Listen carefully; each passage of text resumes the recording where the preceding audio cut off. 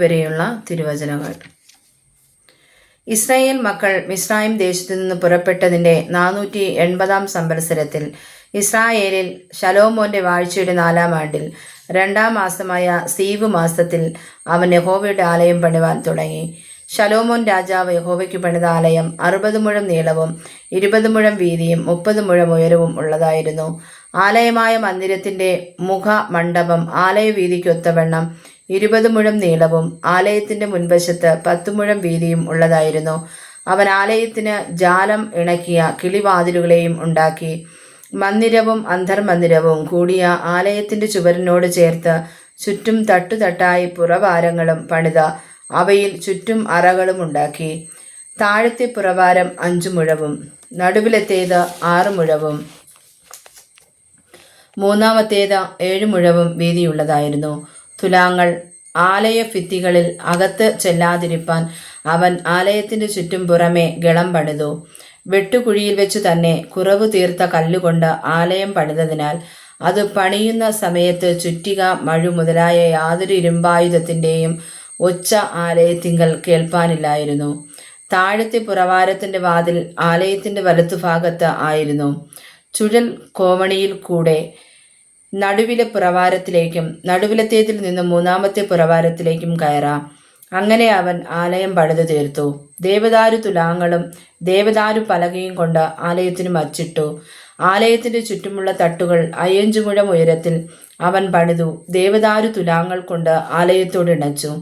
ശലോമോന് യഹോവയുടെ അരുളപ്പാടുണ്ടായതെന്തെന്നാൽ, നീ പണിയുന്ന ഈ ആലയമുണ്ടല്ലോ, നീ എൻ്റെ ചട്ടങ്ങളെ ആചരിച്ച് എൻ്റെ വിധികളെ അനുസരിച്ച് എൻ്റെ കൽപ്പനകളൊക്കെയും പ്രമാണിച്ചു നടന്നാൽ ഞാൻ നിന്റെ അപ്പനായ ദാവീദിനോട് അരുളി ചെയ്ത വചനം നിന്നിൽ നിവർത്തിക്കും.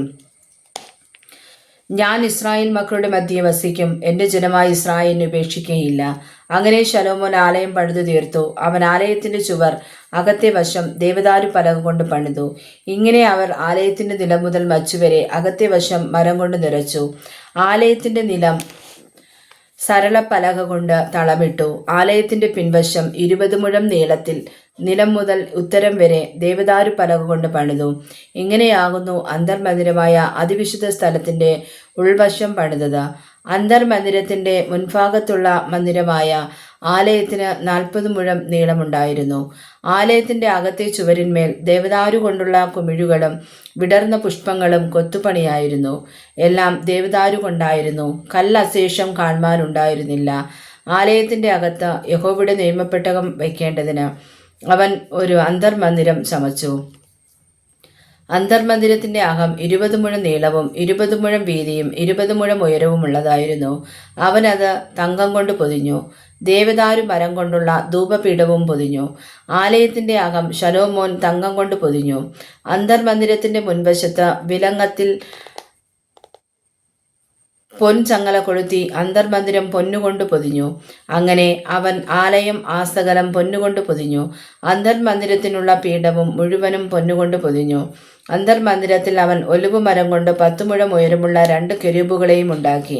ഒരു കെരൂബിന്റെ ഒരു ചിറക് 5 മുഴം, കെരൂബിന്റെ മറ്റേ ചിറക് 5 മുഴം. ഇങ്ങനെ 2 ചിറകിന്റെ ഒരു ചിറകിന്റെ അറ്റം മുതൽ മറ്റേ ചിറകിന്റെ അറ്റം വരെ 10 മുഴം. മറ്റേ കെരൂബിനും 10 മുഴം. കെരൂബ് രണ്ടിനും അളവും ആകൃതിയും ഒന്ന് തന്നെ. ഒരു കെരൂബിന്റെ ഉയരം 10 മുഴം, മറ്റേ കെരൂബിനും അങ്ങനെ തന്നെ. അവൻ കെരൂബുകളെ അന്തരാലയത്തിന്റെ നടുവിൽ നിർത്തി. കെരൂബുകളുടെ ചിറക് വിടർന്നിരുന്നു. ഒന്നിന്റെ ചിറക് ഒരു ചുവരോടും മറ്റേതിന്റെ ചിറക് മറ്റേ ചുവരോടും തൊട്ടിരുന്നു.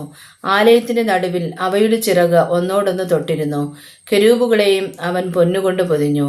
അന്തരാലയവും ബഹിരാലയവുമായ ആലയത്തിന്റെ ചുവരുകളിലെല്ലാം ചുറ്റും കെരൂബ്, ഈന്തപ്പന, വിടർന്ന പുഷ്പം എന്നിവയുടെ രൂപം കൊത്തി ഉണ്ടാക്കി. അന്തരാലയവും ബഹിരാലയവുമായ ആലയത്തിന്റെ തളവും അവൻ പൊന്നുകൊണ്ട് പൊതിഞ്ഞു. അവൻ അന്തർമന്ദിരത്തിന്റെ വാതിലിന് ഒലിവ് മരം കൊണ്ട് കതകുണ്ടാക്കി. കുറുമ്പടിയും കട്ടിളക്കാലും ചുവരിന്റെ 5-ൽ 1 അംശമായിരുന്നു. ഒലിവ് മരം കൊണ്ടുള്ള കതക് രണ്ടിലും കെരൂബ്, ഈന്തപ്പന, വിടർന്ന പുഷ്പം എന്നിവയുടെ രൂപങ്ങൾ കൊത്തി പൊന്നു പൊതിഞ്ഞു. കെരൂബുകളിലും ഈന്തപ്പനകളിലും പൊന്നു പൊതിഞ്ഞു. അവണ്ണം തന്നെ അവൻ മന്ദിരത്തിന്റെ വാതിലിനും ഒലിവ് മരം കൊണ്ട് കട്ടിലയുണ്ടാക്കി. അത് ചുവരിന്റെ 4-ൽ 1 അംശമായിരുന്നു. അതിൻ്റെ കതക് രണ്ടും സരളമരം കൊണ്ടായിരുന്നു. ഒരു കതകിന് 2 മടക്ക് പാളിയും മറ്റേ കതകിന് 2 മടക്ക് പാളിയും ഉണ്ടായിരുന്നു. അവൻ അവയിൽ കെരൂബ്, ഈന്തപ്പന, വിടർന്ന പുഷ്പം എന്നിവയുടെ രൂപങ്ങളെ കൊത്തി രൂപങ്ങളുടെ മേൽ പൊന്നു പൊതിഞ്ഞു. അവൻ അകത്തെ പ്രാകാരം ചെത്തിയ കല്ലുകൊണ്ട് 3 വരിയും ദേവദാരുകൊണ്ട് 1 വരിയുമായിട്ട് പണിതു. 4-ാം ആണ്ട് സീവ് മാസത്തിൽ യഹോവയുടെ ആലയത്തിന് അടിസ്ഥാനമിടുകയും 11-ാം ആണ്ട് 8-ാം മാസമായ ബൂൽ മാസത്തിൽ ആലയം അതിൻ്റെ സകല ഭാഗങ്ങളുമായി അതിൻ്റെ മാതൃക പ്രകാരമൊക്കെയും പണിതു തീർക്കുകയും ചെയ്തു. അങ്ങനെ അവൻ 7 ആണ്ടുകൊണ്ട് അത് പണിതു തീർത്തു. വായിച്ചതായ തിരുവചനങ്ങളാൽ പരിശുദ്ധനായ ദൈവം നമ്മെ ശ്രേഷ്ഠമായി അനുഗ്രഹിക്കുമാറാകട്ടെ. ആമേൻ.